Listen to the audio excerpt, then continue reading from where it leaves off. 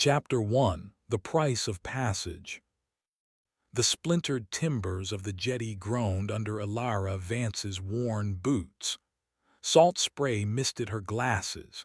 She pushed them higher on her nose, squinting toward the horizon. A low bank of clouds smothered the sea, blending water and sky into an oppressive gray canvas. Somewhere out there, obscured by distance and perpetual gloom, lay Cairnholm Island.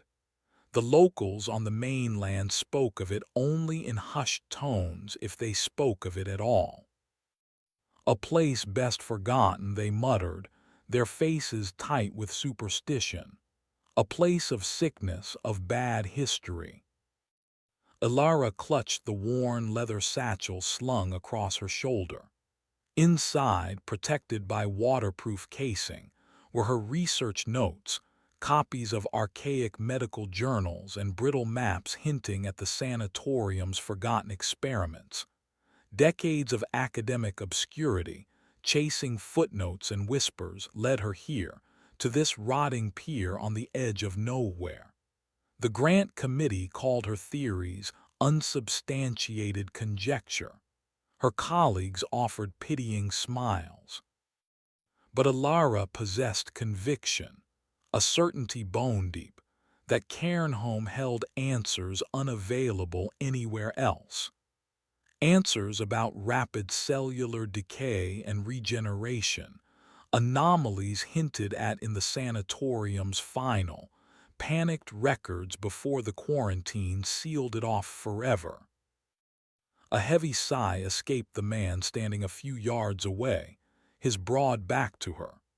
Marcus Bellwether stared out at the same gray expanse, but his posture held none of Ilara's academic anticipation.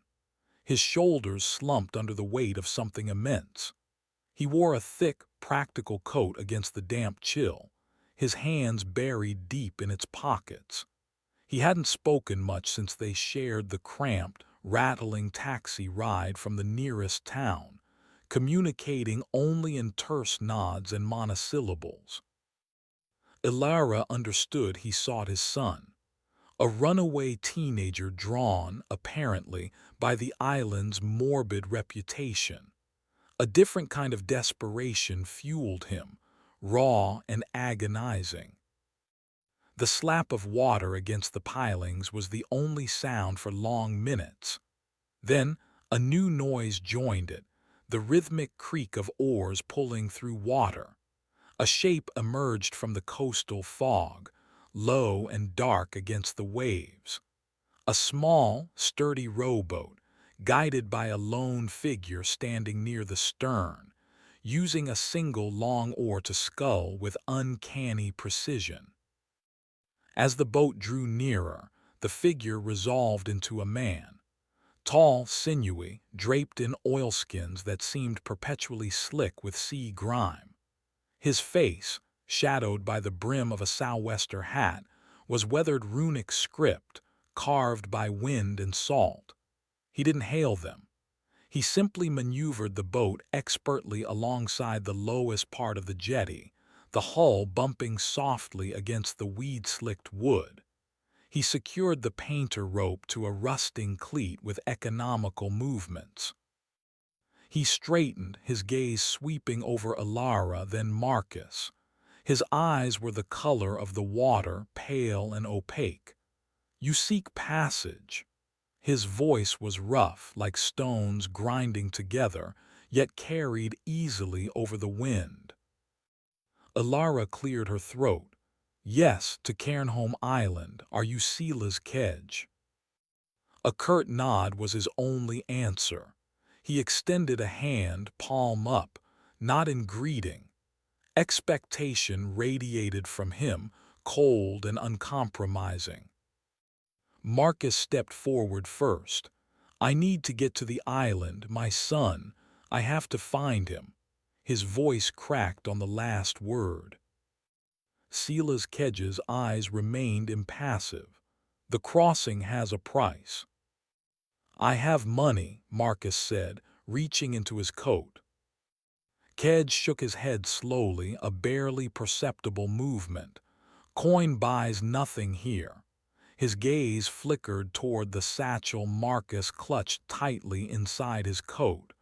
Sentiment, that has value, he gestured with his chin. What you hold, the piece that anchors your search. Marcus recoiled, his hand tightening protectively. How could you? The crossing demands its toll, Kedge repeated, his voice flat. A piece of what drives you, payment rendered before boarding. Ilara watched, her breath catching. This was what the obscurest legends whispered about the Ferryman. Not gold, but something personal, something vital. Marcus's face contorted. Grief, anger, desperation warred within him. Minutes stretched. The wind whipped strands of hair across Ilara's face. Finally, with a choked sound, Marcus pulled his hand from his coat. He held a small, silver locket tarnished with age. His thumb stroked its surface. It was his mother's, he rasped. He admired it. His knuckles were white. He thrust the locket toward Kedge. The Ferryman took it without a word. The silver vanished into a deep pocket within his oilskins. He gestured toward the boat. Get in. Marcus stumbled slightly as he stepped onto the unsteady floorboards, sinking onto a rough wooden thwart. He didn't watch as Ilara approached the Ferryman. Kedge's pale eyes fixed on her. And you, scholar, what memory will you offer for your answers? Ilara's heart hammered against her ribs. A memory. How? She had prepared for this possibility, dismissed it as folklore. Now, faced with the Ferryman's unwavering stare, the improbable seemed terrifyingly real. I need access to the sanatorium records, the West Wing archives. The price remains, Kedge stated. A memory, one of profound significance, one you hold dear. She thought of her grandmother teaching her to identify herbs in a sunlit garden, the scent of lavender and earth, her grandmother's warm, calloused hand closing over hers, a simple, perfect moment of safety and belonging. Could she surrender that? For theories, for ambition? Focus, Kedge commanded, his voice dropping lower. Hold the moment, let it surface. Ilara closed her eyes. She pictured the garden, the sunlight, the scent, her grandmother's smile. A sharp pang went through her, a sense of impending loss. She concentrated, holding the image, the associated warmth, the specific cadence of her grandmother's voice saying her name. She felt a peculiar lightness in her head, a faint dizziness. When she opened her eyes, Kedge was nodding slowly. Accepted, he stated. He stepped aside, indicating the boat. Ilara felt strangely hollow as she climbed in, settling opposite Marcus. The warmth of the memory seemed dimmer, the details already fuzzier, like a photograph left too long in the sun. Had she truly given it away? The concept was ludicrous, yet the vacancy inside her argued otherwise. Silas Kedge untied the painter, pushed off from the jetty with his oar and began rowing. The boat moved through the choppy water with surprising speed. The mainland shore receded into the mist. Conversation seemed impossible over the wind and waves, and neither passenger attempted it. Marcus stared rigidly ahead, his face a mask of grim resolve. Ilara watched the Ferryman. He rowed with tireless, mechanical efficiency, his face unreadable beneath the hat's brim. He navigated currents invisible to her, guiding the small vessel through the swirling gray void. Gradually, a darker shape solidified in the mist ahead. The island. Cairnholm rose from the sea like the jagged spine of some drowned beast. Sheer cliffs formed much of its perimeter, battered by relentless waves. Atop the highest point, silhouetted against the bruised sky, stood the skeletal remains of the sanatorium. Multiple wings sprawled outwards, connected by covered walkways. Empty window sockets gaped like vacant eyes. Sections of the roof had collapsed, exposing blackened timbers. Even from this distance, an aura of profound decay emanated from the place.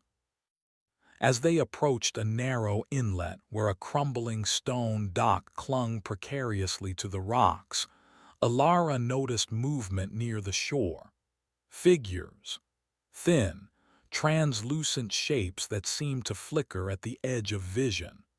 They huddled near the landing, their forms indistinct, like heat haze or distorted reflections on water. They drifted aimlessly, their attention fixed on the approaching boat. "What are those?" Ilara whispered, pointing a trembling finger. Marcus followed her gaze, his eyes widening slightly. Silas Kedge didn't turn. "Passengers," he rasped, not breaking his rhythm, still waiting for their return passage. The failed returnees. The phrase echoed in Alara's mind, chilling her more than the sea spray. They watched the boat with an unnerving stillness, a silent testament to the ferryman's unspoken second price, the toll required to leave Cairnholm. The boat scraped against the stone dock. Kedge shipped his oars. He gestured toward the narrow, overgrown path leading upward from the landing. "Sanatoriums that way. Follow the stones." He paused, his pale eyes meeting Alara, then Marcus.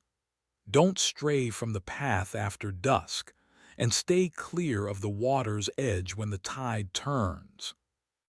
Without another word, he turned his back, already preparing to push off for his return journey to the mainland. He offered no reassurances, no further guidance.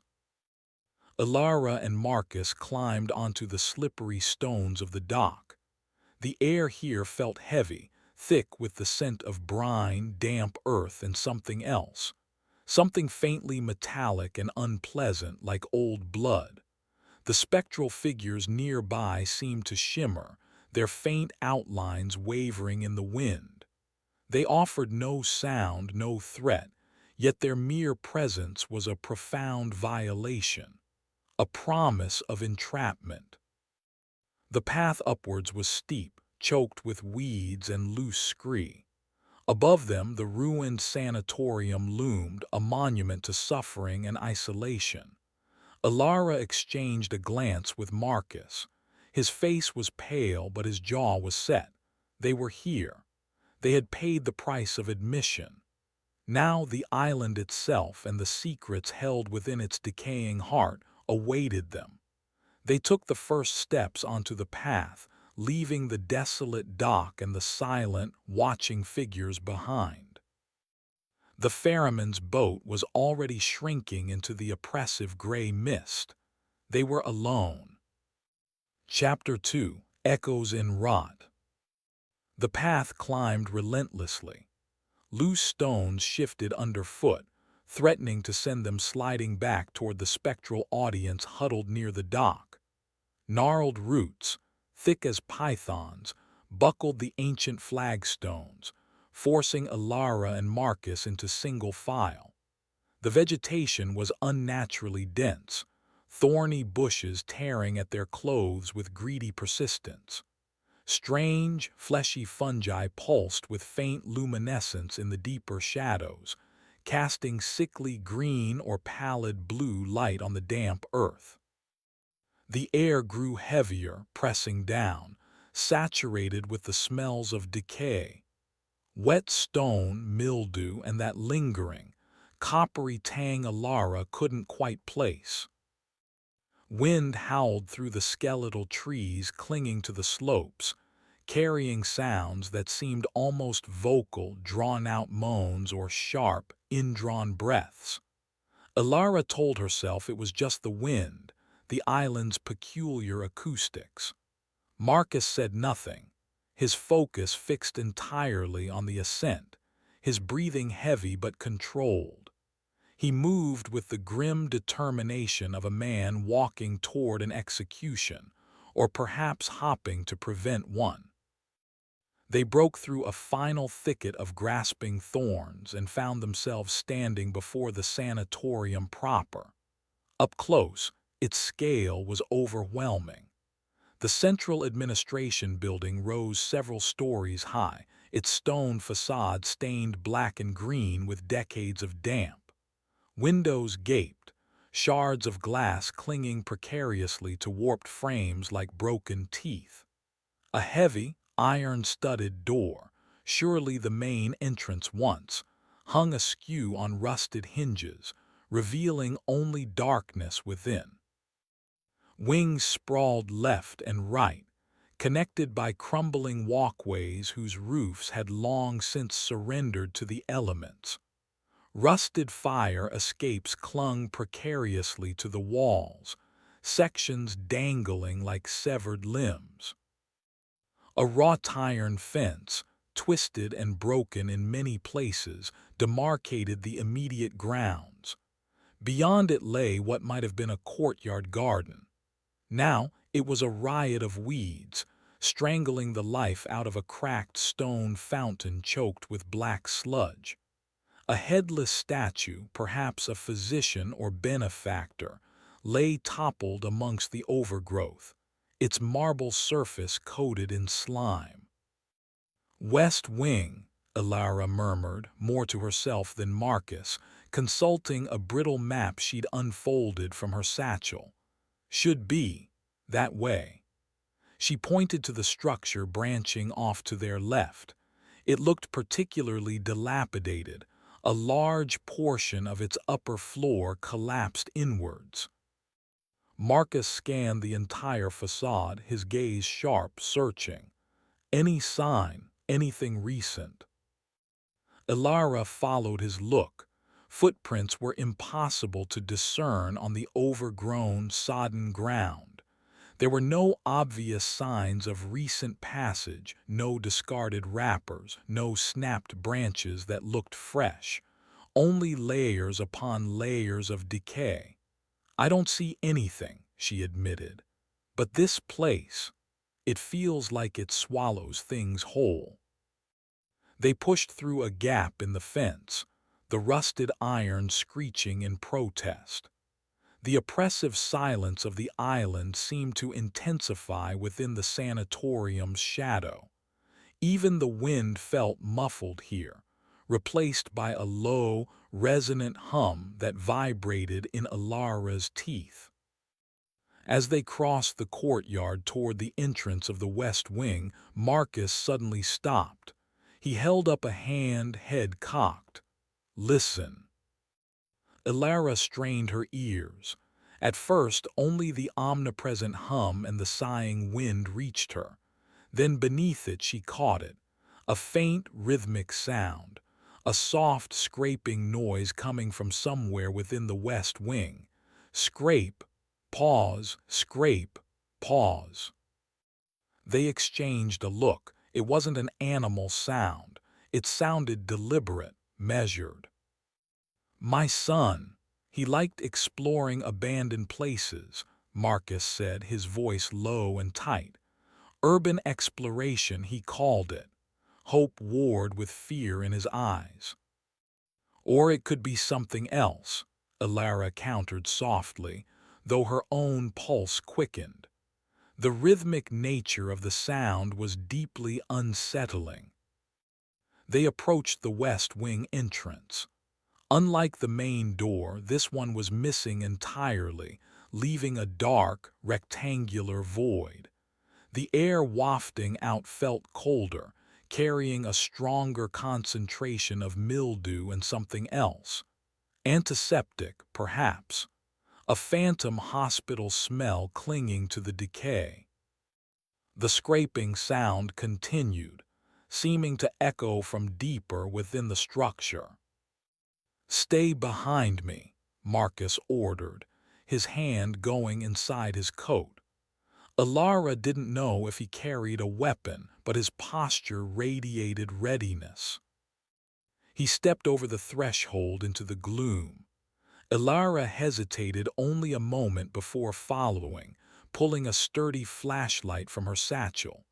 She flicked it on, the beam cutting through the darkness, illuminating a long, wide corridor. Peeling paint hung in strips from the walls like shed skin. Mold climbed in fractal patterns across the damp plaster. Doors lined both sides, most hanging open, revealing rooms filled with debris.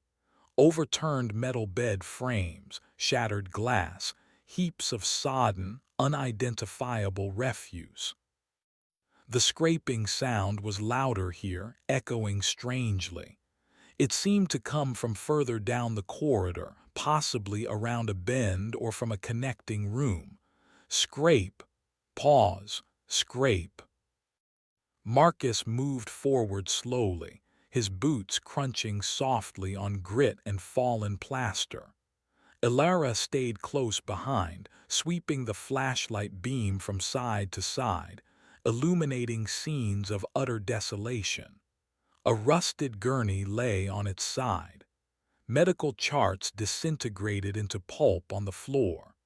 A single child's shoe, impossibly small and forlorn, lay near the entrance to one room.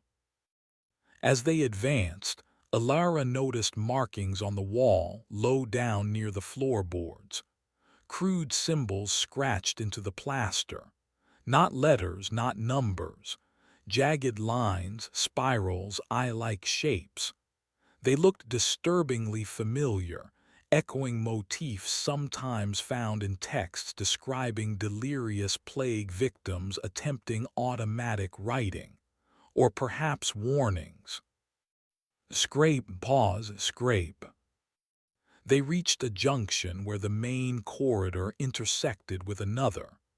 The sound was very close now, emanating from just around the corner to their right. Marcus flattened himself against the wall, peering cautiously around the edge. Alara held her breath, flashlight beam aimed low. The scraping stopped. Silence descended, thick and absolute, broken only by their own ragged breathing and the distant, mournful sigh of the wind outside. Seconds stretched into an eternity. Then a different sound. A soft, wet chuckle drifted from around the corner. It wasn't amused. It was thin, reedy, and utterly devoid of warmth. It slithered down Alara's spine like ice. Marcus tensed, pulling his hand fully from his coat. He held a heavy wrench, its metal gleaming dully in the flashlight's spill. He gave Alara a sharp nod, then took a deep breath and stepped deliberately around the corner. Alara followed immediately, swinging the flashlight beam forward. The corridor ahead was shorter, ending in a partially collapsed stairwell. Standing in the middle of the passage, facing away from them, was a figure. Small, slight, draped in what looked like layers of sacking or rotting fabric. Their head was bowed, obscuring any features. In one hand they held a piece of sharp metal, perhaps a shard from a broken bed frame. They had been using it to scratch patterns onto the floor, similar to the symbols on the wall. The figure slowly turned, the wet chuckle returning, louder this time. It echoed horribly in the confined space. It wasn't Marcus's son. The flashlight beam hit the face and Alara stifled a gasp. It was a young woman, perhaps early 20s, though grime and malnutrition made her age difficult to guess. Her face was smeared with dirt, emphasizing the unnerving brightness of her eyes, which seemed too large for her thin face. Her dark hair was matted and tangled, falling around her shoulders like seaweed. A strange, feral intensity radiated from her. She tilted her head, studying them. The chuckle died, replaced by a low hiss. "Visitors," she rasped, her voice cracked and unused. "You paid the toll." Her bright eyes flickered between Alara and Marcus, settling on the wrench in Marcus's hand. "He doesn't like unscheduled guests."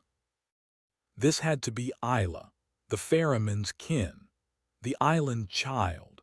She looked utterly wild, completely attuned to this decaying place. The scraping, the symbols, the unsettling laugh, it spoke of a mind shaped by isolation and the island's grim history. She took a small step back, gripping her metal shard tighter, her stance wary, almost animalistic. The path forward toward the archives or any sign of Marcus's son led directly past her. Chapter 3: The Keeper of Ruins. The silence stretched, thick with the smell of damp plaster and Isla's feral presence. Marcus lowered the wrench slightly, though his knuckles remained white around the handle. His gaze bored into the young woman. "My son," he said, his voice strained but level. "Did you see a boy, about 17, tall, dark hair? He might have come here." Isla's unsettlingly bright eyes shifted to Marcus. The hissing sound returned, softer this time, almost contemplative. She tapped the sharp metal shard against her own dirt-streaked leg, a rhythmic tick, tick, tick against the rough fabric. "Boys come sometimes, drawn by the stories." She tilted her head again, a bird-like motion. "They bring noise, disturb the quiet places." Her gaze drifted past them, down the corridor they had just traversed. "The island doesn't like noise." "Did you see him?" Marcus pressed, taking a step closer. Isla immediately tensed, raising the metal shard defensively. Her eyes narrowed. "Careful," Alara warned, putting a hand lightly on Marcus's arm. He ignored her. "Some leave," Isla continued, her voice taking on a sing-song quality that grated on Alara's nerves. "They pay the second toll." She gestured vaguely back towards the coast with her shard. "Some stay." Her eyes flickered towards the floor, towards the crude symbols she had been scratching. "Become part of the quiet."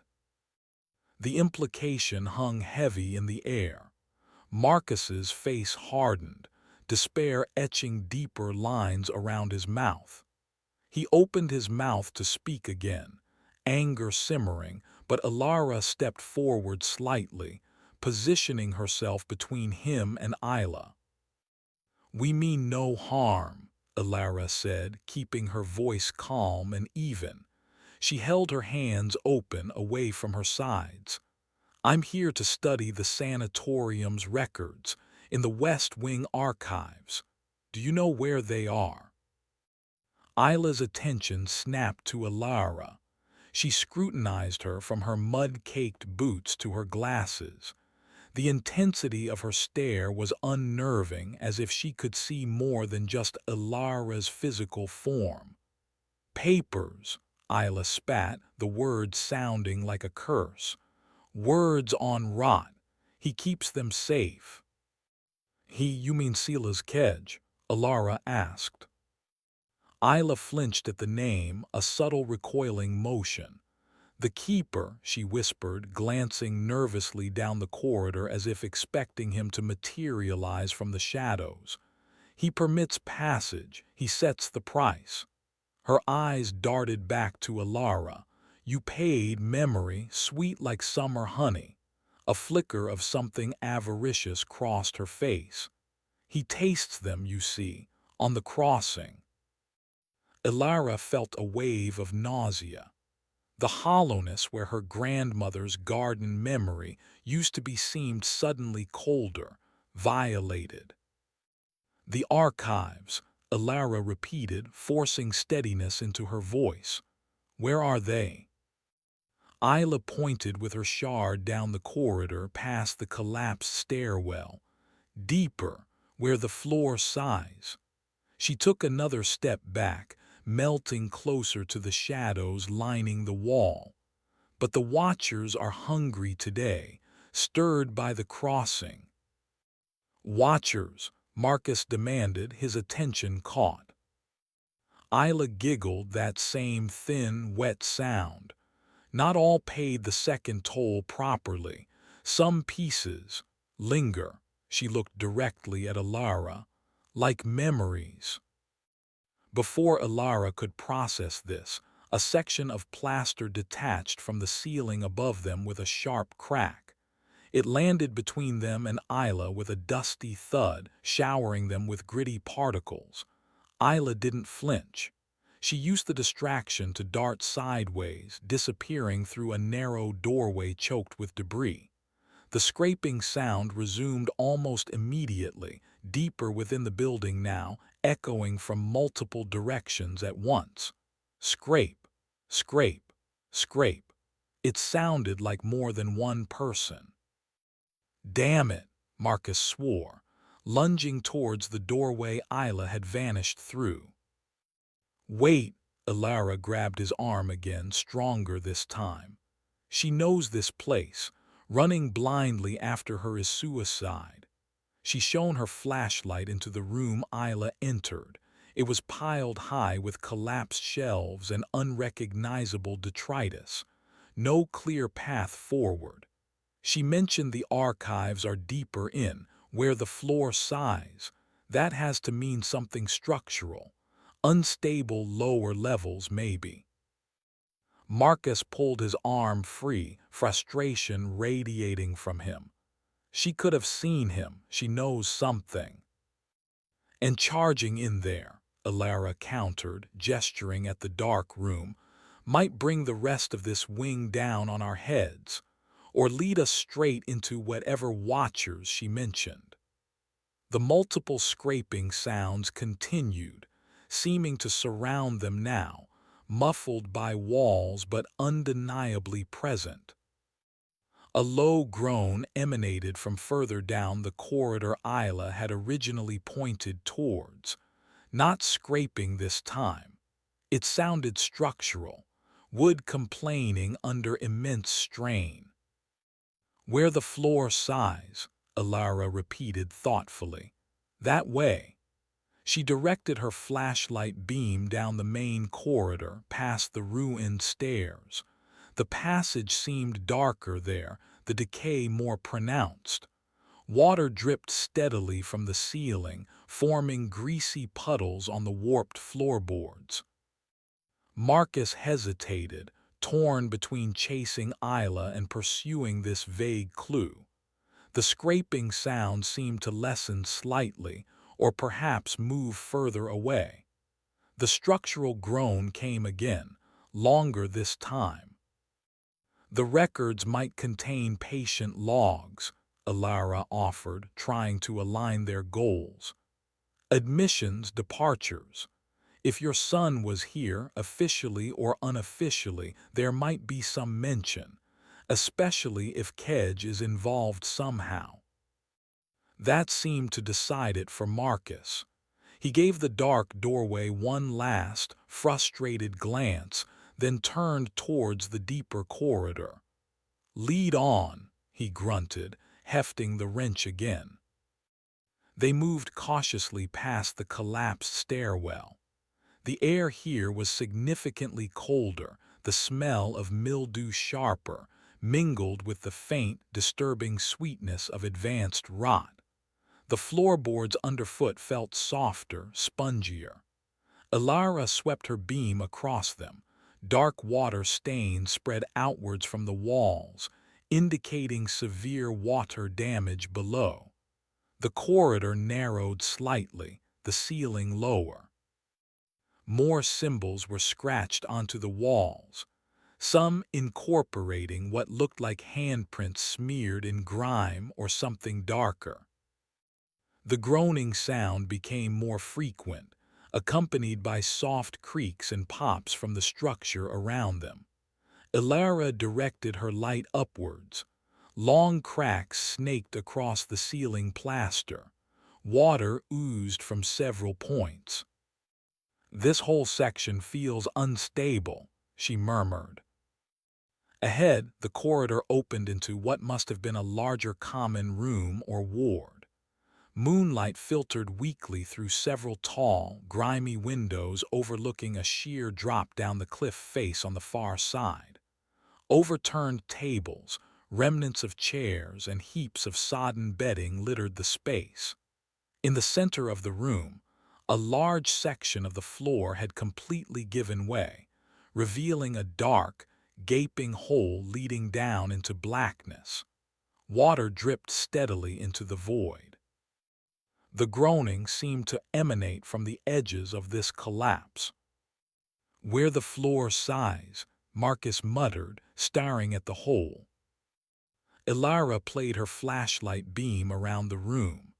Against the far wall, partially obscured by a fallen cabinet, was a heavy wooden door.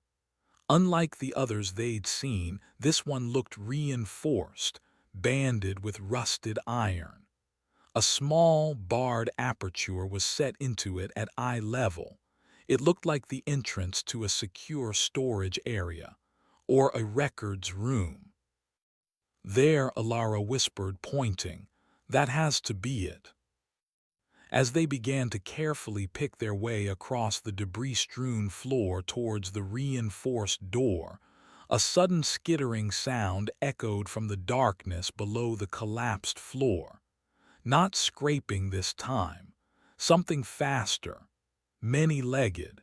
It was joined by a chorus of soft, wet clicks. Ilara froze, aiming her flashlight beam down into the hole. For a moment she saw only darkness. Then, reflecting the light from the depths, dozens of tiny, glistening points of light blinked back up at her. Eyes. Small, numerous, and rising rapidly from the darkness below. Chapter 4: Nests Below. "Move," Marcus bellowed, shoving Ilara forward. The command broke her paralysis. She stumbled over a pile of sodden rags, catching herself just before falling. Behind them, the skittering and clicking intensified, spilling out from the hole in the floor like a foul tide. Ilara risked a glance back as she scrambled toward the reinforced door. Pale, segmented bodies, each the length of her forearm, swarmed up from the darkness. They moved with sickening speed on dozens of fine legs, their multiple eyes glittering in her flashlight beam. Sanatorium swarmers. Isla's words echoed. The Watchers are hungry. These things didn't just watch. They surged across the floor, flowing over debris like liquid nightmare, heading straight for the intruders. Their clicking mandibles sounded like chattering teeth. Marcus was right behind her, swinging the heavy wrench in wide arcs, smashing several of the creatures as they surged near his feet. They burst with a wet crunch, spattering viscous, foul-smelling fluid, but more crawled over their crushed kin, undeterred. Ilara reached the heavy door. A thick metal bar secured it, held in place by rusted brackets. She fumbled with the latch, her fingers numb with cold and fear. It wouldn't budge, seized solid by corrosion. "It's stuck," she yelled over the escalating clicks and Marcus's grunts of exertion. Marcus slammed the wrench down on another swarmer, then turned his attention to the door. "Stand back." He gripped the bar with both hands, planting his feet amidst the debris, and heaved. Metal shrieked against metal. Rust flaked away. The bar groaned in protest but didn't move. The swarmers were closing in, a carpet of writhing bodies flowing around overturned furniture. One scrambled up Ilara's leg. She screamed and kicked it off violently, feeling a repulsive slime where it had touched her trousers. Another latched onto Marcus's boot. He stomped down hard, crushing it, but more were climbing the walls now, seeking to flank them. Again, Ilara shouted, adding her own weight to Marcus's pull on the bar. With a final, agonized screech of tortured metal, the bar ripped free from one of its brackets, hanging askew. Marcus yanked it the rest of the way out and threw it clattering across the floor, where it was immediately engulfed by the swarmers. He grabbed the heavy iron ring handle on the door and pulled. The door swung inwards with surprising ease, opening into pitch darkness that smelled of old paper, dust, and something else. A dry, pungent odor like desiccated insect husks. Inside, now, Marcus shoved Ilara through the doorway. He paused only to swing the wrench blindly into the advancing tide of creatures, then stumbled in after her, slamming the heavy door shut. The clicking and skittering outside intensified, bumping and scratching against the thick wood. They were plunged into absolute blackness. The only sound was their own harsh breathing and the frantic scrabbling against the door. "Light," Marcus gasped, fumbling against the wall. Ilara raised her flashlight, her hand trembling so badly the beam danced wildly. It illuminated a small, windowless room. Metal shelves lined the walls from floor to ceiling, crammed with leather-bound ledgers, stacks of files tied with rotting string, and cardboard boxes overflowing with loose papers. Dust lay thick as snow on every surface. Cobwebs, dense and ancient, draped everything like macabre shrouds. This was it, the archives. In the center of the room stood a single metal desk and a rusted chair. Scattered across the desk were more papers, and something else, small piles of desiccated insect casings, like discarded shells. The pungent odor originated here. "We need to block the door," Ilara said, her voice shaky. The scratching outside hadn't stopped. "They'll find a way in eventually." Marcus leaned his weight against the door, scanning the room. "With what? These shelves look ready to collapse if we breathe on them." Ilara played her light around. The shelves were indeed precarious, sagging under the weight of centuries of neglect. But the metal desk looked solid. "The desk, help me move it." Together, grunting with effort, they managed to slide the heavy desk across the dusty floor, wedging its edge firmly against the door. It wouldn't hold forever, but it might buy them time. The scratching seemed to lessen slightly, though whether the creatures were retreating or simply seeking another way in remained uncertain. Silence descended once more, broken only by the drip of water somewhere outside the archives and the frantic pounding of Ilara's own heart. She leaned against a shelf, trying to catch her breath, the acrid smell of the room filling her nostrils.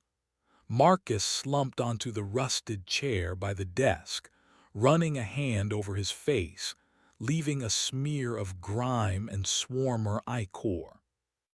"What were those things?" he finally asked, his voice rough.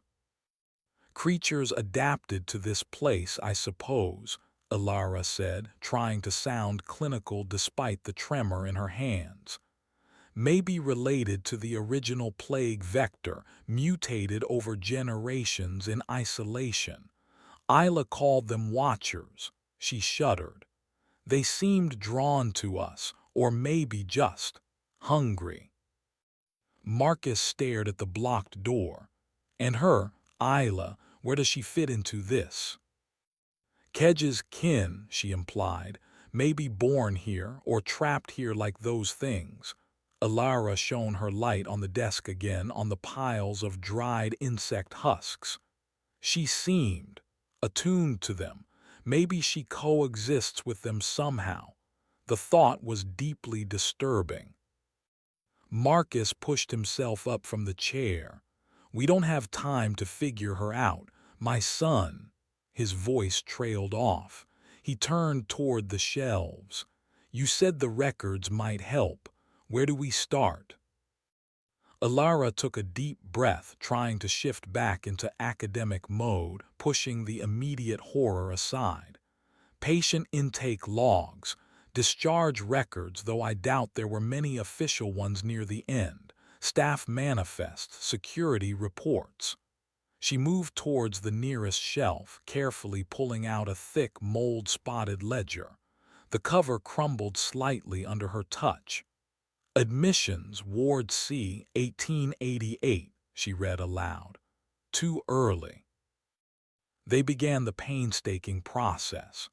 The air thickened with disturbed dust motes dancing in the flashlight beam. Pages were brittle, sticking together, sometimes disintegrating into powder when touched. Ink had faded, making entries difficult to decipher. They worked mostly in silence, the only sounds the rustle of ancient paper and their own breathing. Marcus, despite his lack of archival experience, proved methodical, carefully checking dates and scanning names with grim focus. Alara found records detailing the experimental treatments, hydrotherapy logs mentioning prolonged submersion, dietary restrictions bordering on starvation, notes on crude electrostimulation.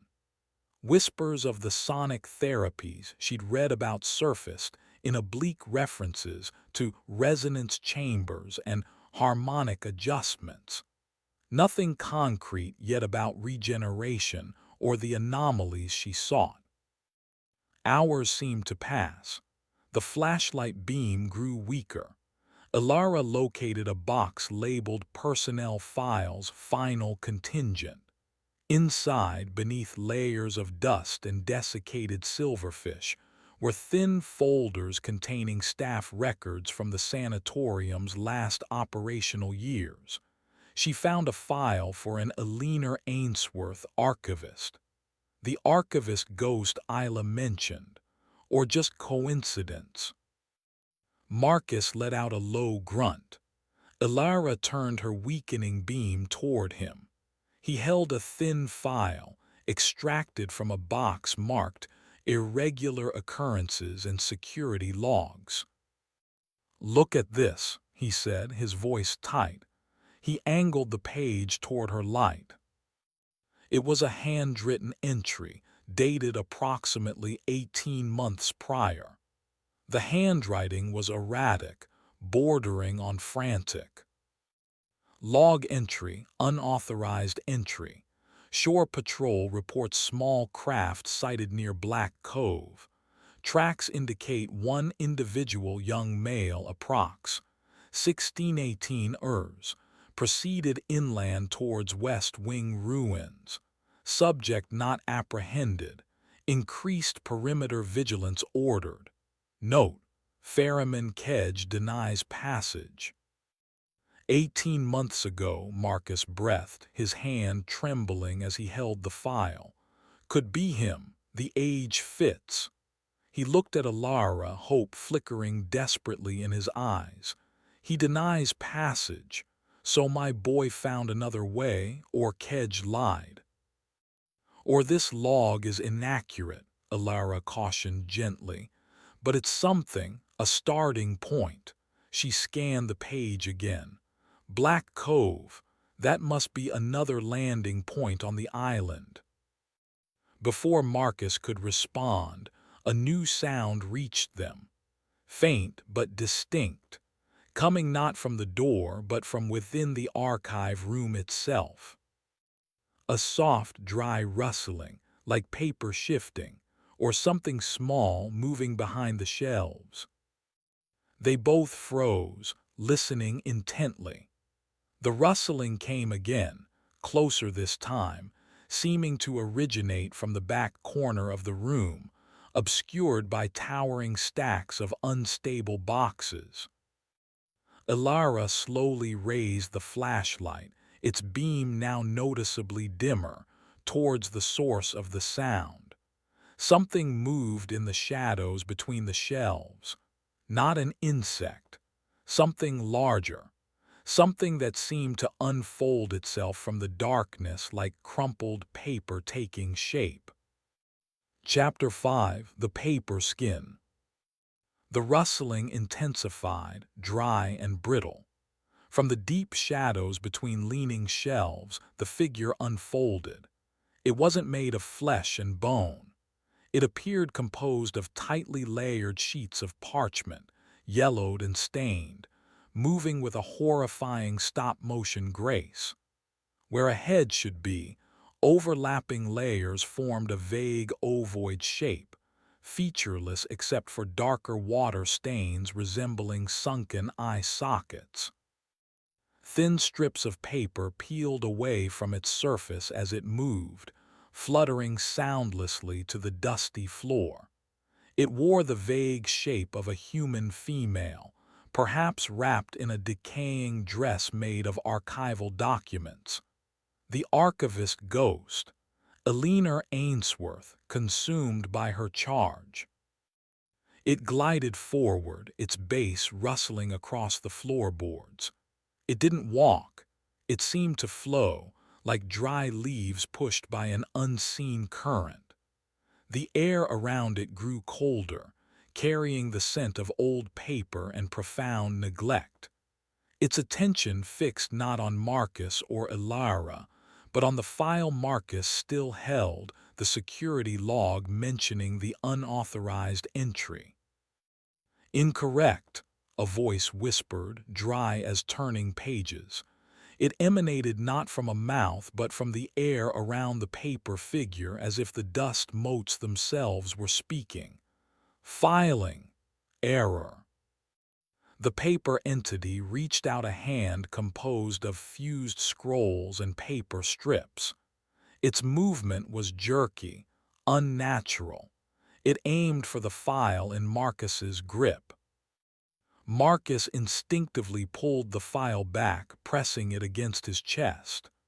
"Stay away," he warned, raising the wrench, though uncertainty flickered in his eyes. How did one fight something made of paper and sorrow? The entity paused, its featureless head tilting. "Order," it whispered again, "must maintain. Order records must be correct." Its gaze shifted, the dark stains sweeping across Ilara, then back to the file. Intrusion, disturbance. Ilara kept the weakening flashlight beam steady on the creature. Its form seemed to ripple slightly, loose pages fluttering at its edges. Was it solid? Could it interact physically? The way it moved, the cold it radiated, suggested something more than mere animation. "Eleanor Ainsworth," Ilara asked, her voice hushed. "Is that you? Were you the archivist here?" The paperhead snapped towards her. "Archivist," the dry whisper confirmed. "Guardian, keeper of sorrows, of names." Its paper hand gestured vaguely towards the shelves, groaning under the weight of countless files. Every entry accounted for, every departure noted. It turned back to Marcus, its focus absolute. "That record is wrong. He did not arrive unseen." "What do you mean?" Marcus demanded, lowering the wrench a fraction. "Kedge denied bringing him. This log says shore patrol saw tracks." "Kedge brings," the archivist whispered. "Always, price paid, entry logged." Its paper hand drifted towards a specific towering shelf crammed with ledgers bound in cracking black leather. The true ledger demands accuracy. A loud scrabbling sound erupted from the heavy door, startling them both.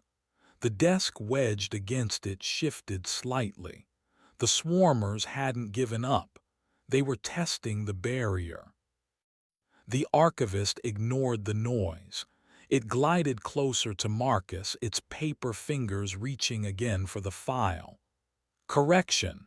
Required. Remove. Falsification. No, Marcus said, clutching the file tighter. This is the only clue I have. Resistance disrupts order, the archivist whispered. Its form seemed to swell slightly, pages rustling violently. Dust billowed from the shelves around it as an unseen energy emanated from the figure. The towering shelf it had indicated wobbled precariously. Several heavy ledgers shifted near the top. Correction is mandatory. Another loud bang rattled the archive door. A thin crack appeared in the wood near the handle. Splinters flew inwards. "We have to get out of here," Ilara urged, her eyes darting between the paper entity, the groaning shelves, and the cracking door. "That thing, the swarmers. Forget the file for now." "It knows something," Marcus insisted, his gaze locked with the archivist's dark stains. "It said Kedge logged him in. Where? Show me." "Show," the archivist repeated. Its hand changed direction, moving away from the file and gesturing again toward the teetering shelf. The passage ledger, bound in skin. Before Ilara or Marcus could react to that disturbing description, the shelf beside the indicated one gave a final, agonized groan. With agonizing slowness, it began to tilt inwards, ancient metal screeching. Boxes and files cascaded down, hitting the floor with heavy thuds that shook the entire room. Dust exploded outwards in a choking cloud. The chain reaction spread. The shelf the archivist had indicated, the one holding the supposed passage ledger, wobbled violently. The heavy black books at the top slid, teetering on the edge. Simultaneously, the archive door splintered inwards with a loud crack. Pale, segmented limbs probed through the opening. The swarmers had breached the barrier. The archivist turned its featureless face towards the door, its form rippling. "Disorder," it whispered, a sound like 1,000 dry leaves scattering. "Containment. Failure." It began to glide towards the breach, away from Marcus and the collapsing shelves. "The ledger," Marcus yelled, lunging not towards the exit but towards the toppling shelf, reaching desperately for the black-bound books sliding from the top. "Marcus, no!"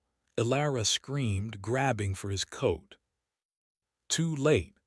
The shelf gave way completely, collapsing inwards with a deafening crash of metal and paper.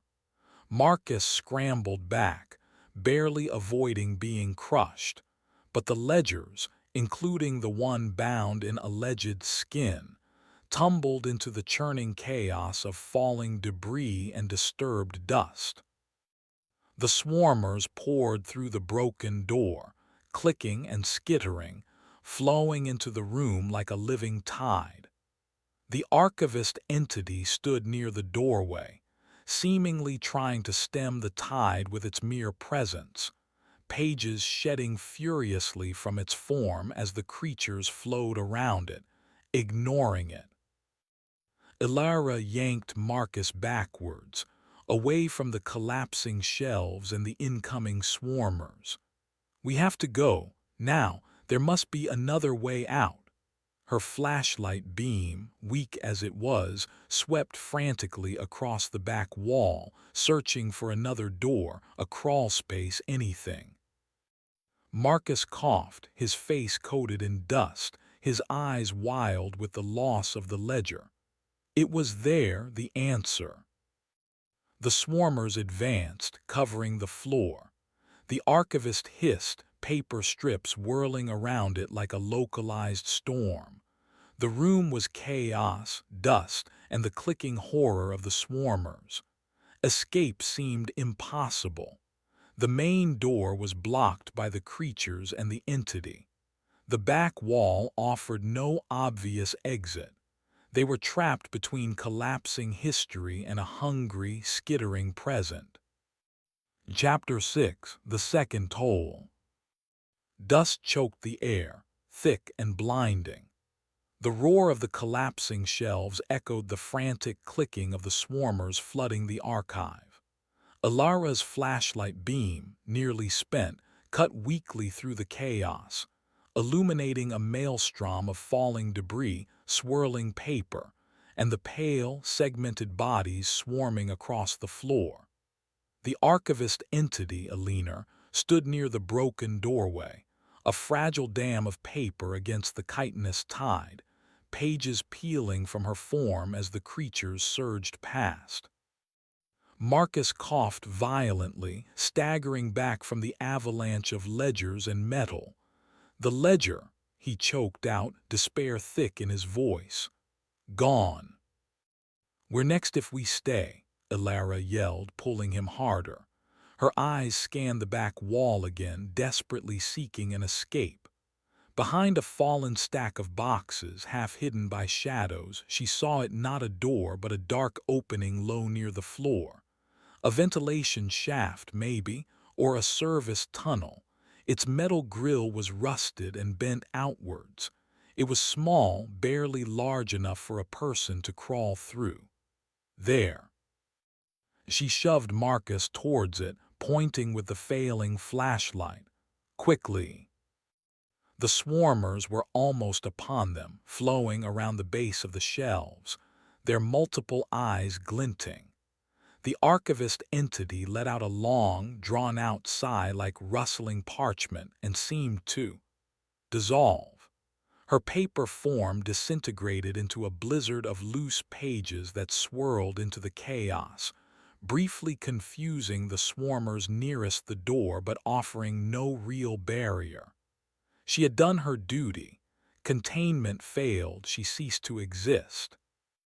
Marcus didn't hesitate this time.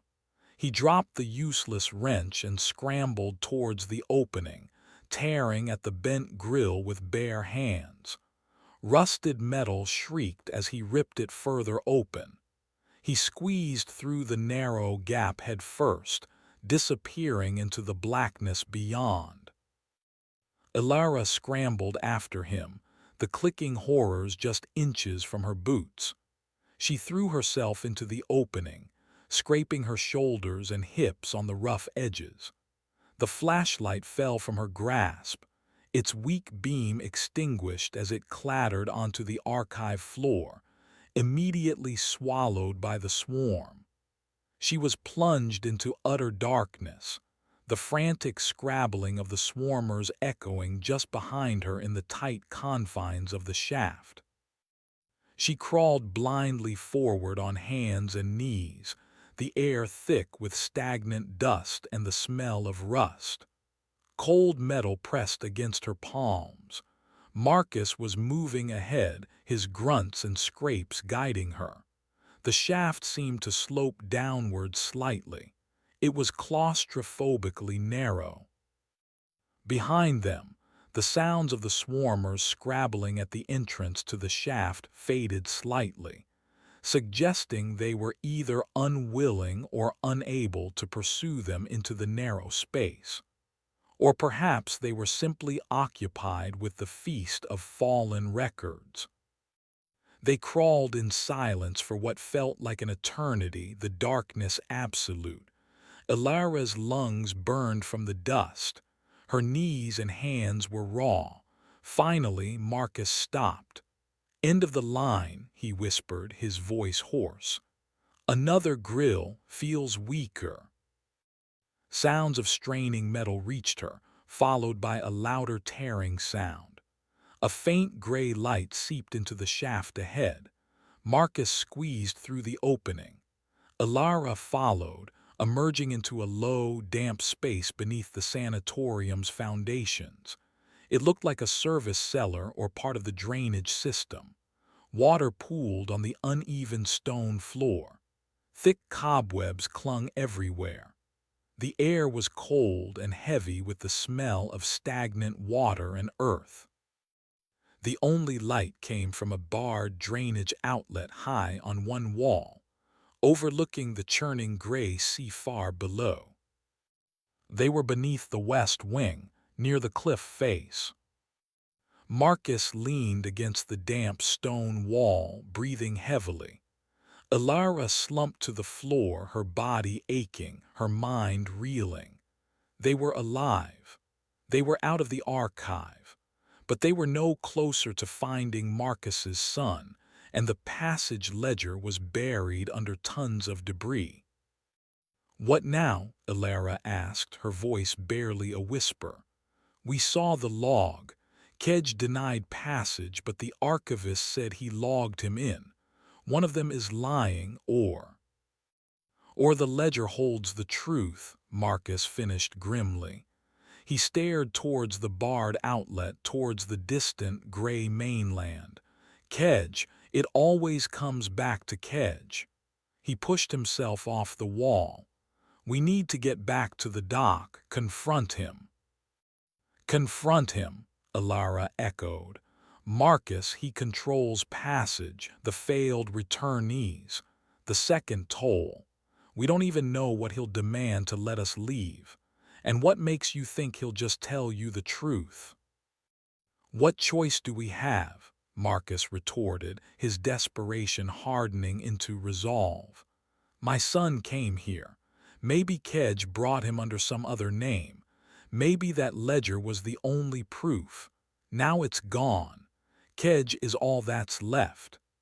He started towards a low archway leading out of the cellar, presumably towards other parts of the foundation tunnels.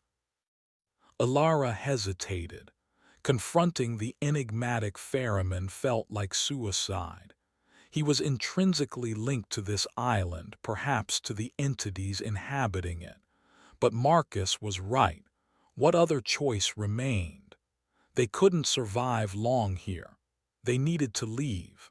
And leaving meant dealing with Silas Kedge and the horrifying concept of the return toll. She pushed herself to her feet, her legs shaky. "All right, to the dock, but carefully, we don't know what else is down here." They navigated the warren of damp, crumbling tunnels beneath the sanatorium. Twice they heard distant scraping sounds, forcing them to backtrack or hide in alcoves until the noise passed.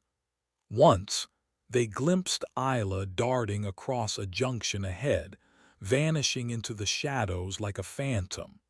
She didn't seem to notice them.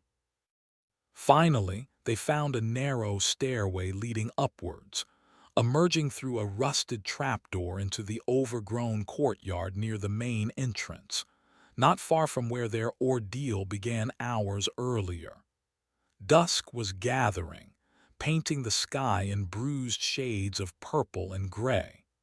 The wind had picked up, carrying the mournful sound of the sea and the distant cries of the plague-carrion birds circling overhead. They made their way back down the treacherous path towards the landing inlet. As they descended the final slope, the crumbling stone dock came into view. And standing there, waiting beside his sturdy rowboat as if summoned by their intention, was Silas Kedge.